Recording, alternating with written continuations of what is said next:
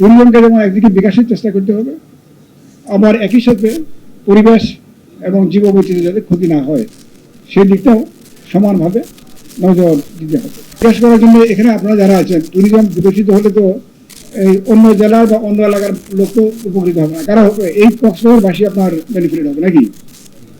এই বিষয়ে আপনাদের তো এখানে কারো দ্বিমত থাকার কথা নয়। এখানে ডিরেক্টলি আপনার বেনিফিট হবে এই এলাকার মানুষ। এখন এই যে কথাগুলো আসছে, বিভিন্ন এই যে টুরিস্ট যারা আসেন তাদেরকে আমরা যে সেবাগুলো দিই, এই সেবাগুলো যেন আপনার একজন মেহমান আসলে আমরা যে ধরনের যে আদর আপ্যায়ন করে থাকি, ঠিক ওই মনোভাব নিয়ে এটা করা উচিত।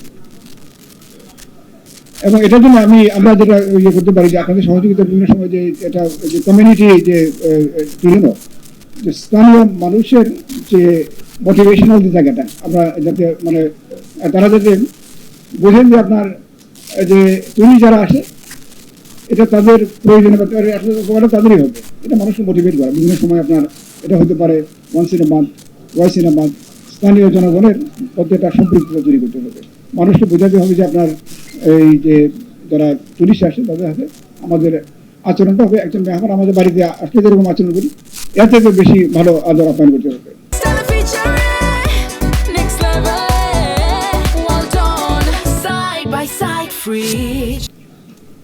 কারণ হলো এই যে আপনার বিভিন্ন সময় যে এই টুরিস্ট যারা আসেন বিভিন্ন সেবা নিতে গিয়ে তারা যে হয়রানির শিকার হন, তখন উনি তো আপনার মনাক্ষুণ্ণ হন।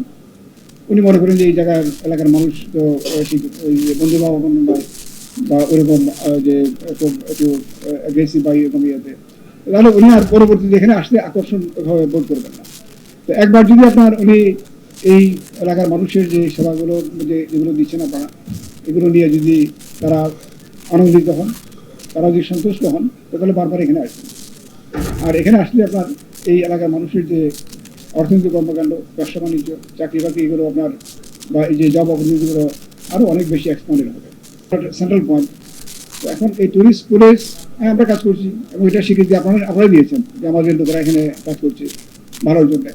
তো এখানে যারা আদার যে এই যে টোটাল ফাংশন, এখানে আপনার এককভাবে টুরিস্ট প্লেস যেমন কিছু করতে পারবে না, আবার এই যে এটা যারা এখানে বিভিন্ন ধরনের যে দায়িত্বপূর্ণ যারা আছে সরকারি বেসরকারি যারা আছেন, এটার পাশাপাশি আপনার স্থানীয় জনগণকেও যারা এখানে বিভিন্ন সার্ভিস সমানভাবে এটা ওয়েল কোঅর্ডিনেট অ্যাকশন হইতে হবে। তাহলে কেবল আমাদের যে লক্ষ্য উদ্দেশ্য যেটি আপনার এখানে ট্যুরিজমকে একটা স্থায়ী যে একটা ভিত্তির উপর দাঁড় করানো বা একটা সুন্দর ব্যবস্থাপনার মধ্যে নিয়ে আসা, এটা সম্ভব। তো বাস্তবতা হলো আপনার আমাদের আরো অনেক দূর যেতে হবে। আমরা বিভিন্ন যে যে যে অপরচুনিটি যেগুলো আছে এখানে, এগুলো থেকে আমরা অনেক দূর যে আসলে সত্যি পিছিয়ে আছি। আমাদের অনেক যে সুযোগ সুবিধা জায়গাগুলো তৈরি করতে হবে। যেমন একটা এক্সাম্পল দিই, এখানে আপনার যে ধরেন এই যে ট্রান্সপোর্টেশনের যে জায়গাটা, এখানে অনেকের বিদেশে যাওয়ার অভিজ্ঞতা আছেন, অনেকে আছেন বিদেশে গিয়েছেন। বাস টার্মিনাল দেখছেন না বিদেশে, কত অর্গানাইজ আপনার এখানে সুন্দর, যেখানে আপনার এই নির্দিষ্ট টার্মিনালে বাস থামবে, ওখানে প্যাসেঞ্জার নামবে উঠবে, তাই না? এটা নির্দিষ্ট নিয়মতান্ত্রিকভাবে চলাচল করবে। আমাদের এখানে কি আছে? কক্সবাজারে আছে, না এই সুবিধা আছে, কিন্তু এটা থাকা উচিত, তাই না?